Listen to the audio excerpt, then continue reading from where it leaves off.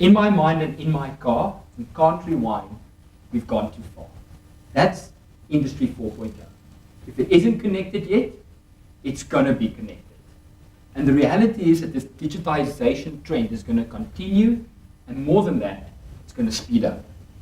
So, firstly, I'd like to thank the CSIR for the opportunity. And I had the privilege of being here last night for the gala dinner. Was there anybody else in attendance? Wonderful, wonderful. Highlight of the evening, without a shadow of a doubt, the keynote address by Minister Naledi Pandor. Phenomenal, phenomenal. I was inspired. What was striking to me was when she explained during the time in Japan with the Prime Minister, Aubrey, and even looking at the two tractors in rural Japan, controlling themselves, driving, and thinking that this is the future of his country, and how she brought that insight back to South Africa so that we could utilize that in enhancing not only South Africa, but Africa. With that being said, yesterday was officially Teacher Day, which means the people who are most abused, tormented, and mistreated for the lowest pay in society. We thank you if there are any of you here. And you guys are 72 years old, so let's have a round of applause for the CSIR. 72 years, you don't look a day. So I'm chatting about cybersecurity as prerequisite and enabler for Industry 4.0. And I'd like to just start off by saying that, thankfully, things are more connected. There's seamless interaction between systems, and we see things working faster and more efficient, and our lives are getting better. However, there is an element of risk that has increased both in the physical and in the cybersecurity environment. Industry 4.0 will not stop.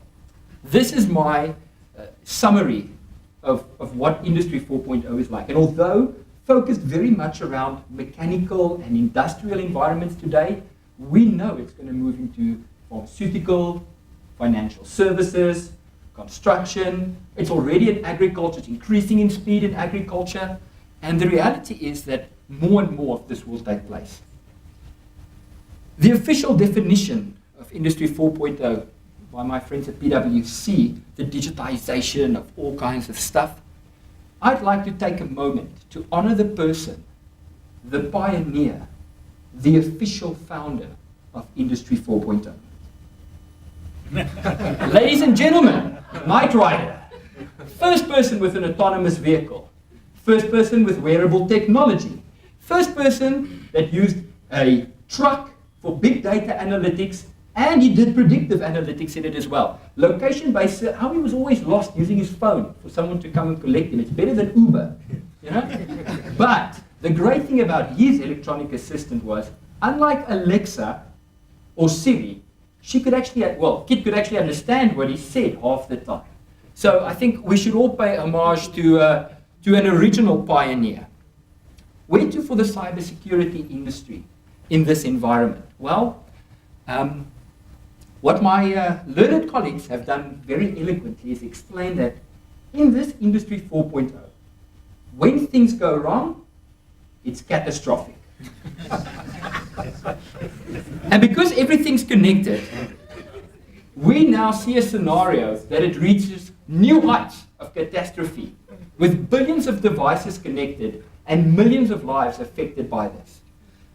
Unfortunately, unlike what Yaku suggested, security is often an afterthought. It's not what we think of when we develop a system. And the reality is, as a prerequisite and enabler, people miss the opportunity that cybersecurity affords them. Consider this. Most of cybersecurity as a prerequisite is about trust and integrity. It's about you being able to have confidence in the systems and the services which you are using on a day-to-day basis. I'm thankful for the discussions that have taken place over the last 2 days. My speech is a lot shorter now. I'm only going to touch on a few of these with some concerns that I have as both a husband, a dad, and a son to two parents who are basically electronically illiterate.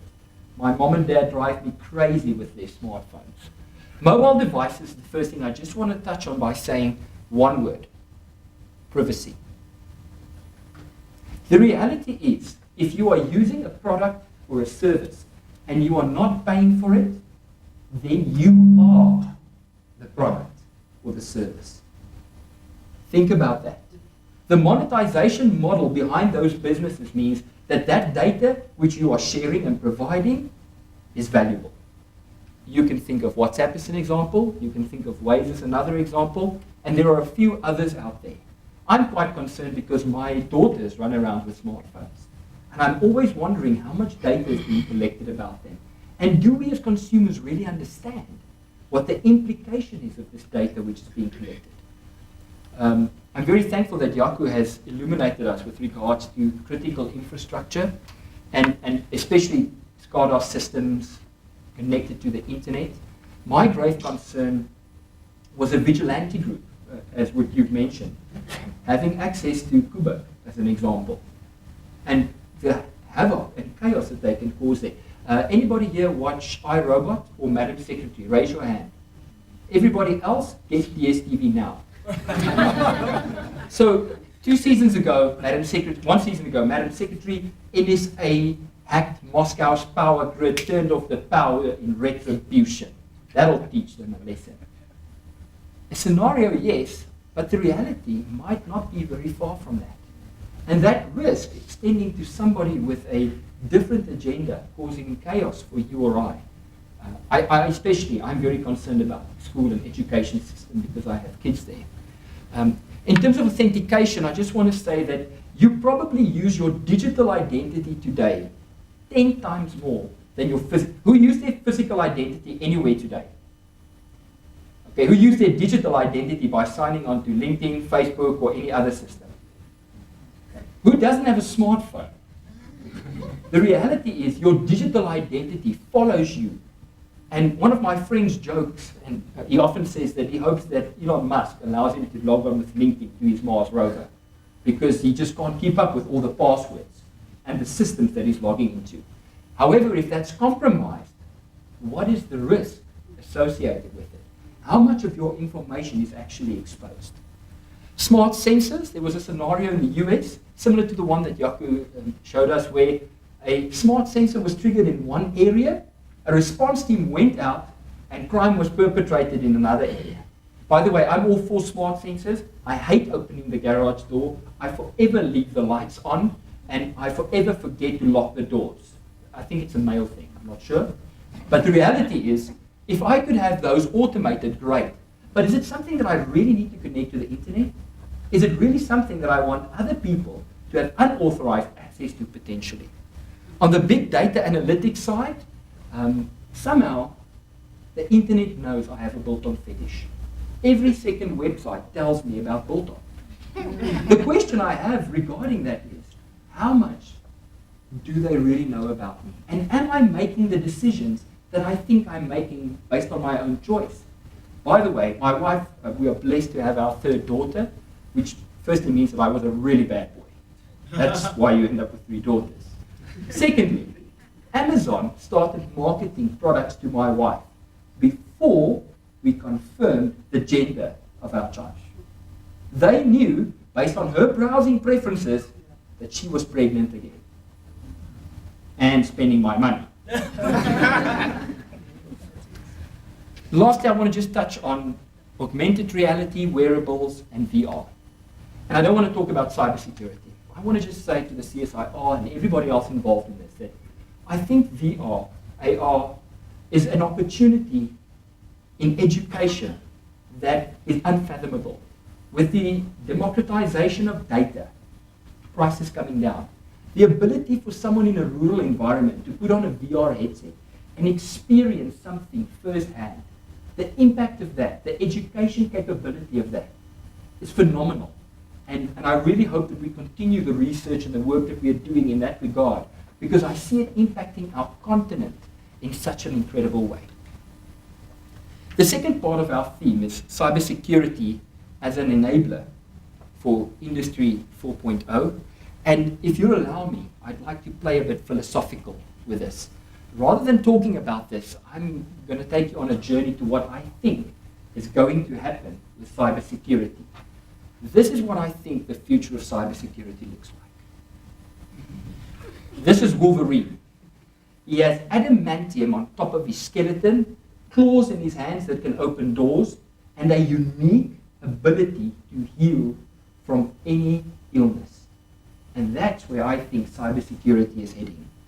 The world I see us moving into is one where we collect data from these billions of devices all over the world, systems. And that information is gathered into a pool where we extract knowledge from by analyzing and looking at all of this, and then generate insights, creating baselines, behavioral patterns and statistics, and a hive brain controlling our response and requirements from these systems. Imagine this, a malware breakout in one part of the world to which the system automatically responds reactively while proactively implementing preventative controls across billions of devices across the rest of the world. We're talking multiple industries, multiple companies, multiple operating systems, all of this working together to secure your future and my future. I think this is where cybersecurity is headed. Now, before we get there, there's one critical challenge that we need to address: skills. Our industry has a lack of both quantity of cybersecurity skills and quality of cybersecurity skills. And in that regard, if we can get that right, the result could be astounding. By the way, I've put some money on South Africa to bounce back and to beat New Zealand tomorrow in Cape Town. Now, I just want to say I'm a Bull supporter, so I'm an eternal optimist. But the odds I got were so good that if this is right and it happens, I'm basically retired. This is not far-fetched. On a player-per-player basis, South Africa is as good, if not better, than New Zealand. But their ability to work together, have a single vision, create a culture, and execute is superior to ours today. What if we, as industry, academia, and government, take hands in the cybersecurity environment and create that synergy, develop local technology, and go forward together? I'd like to conclude, therefore, by saying that cybersecurity 4.0 is our biggest risk, but it might just be our biggest opportunity. I thank you very much.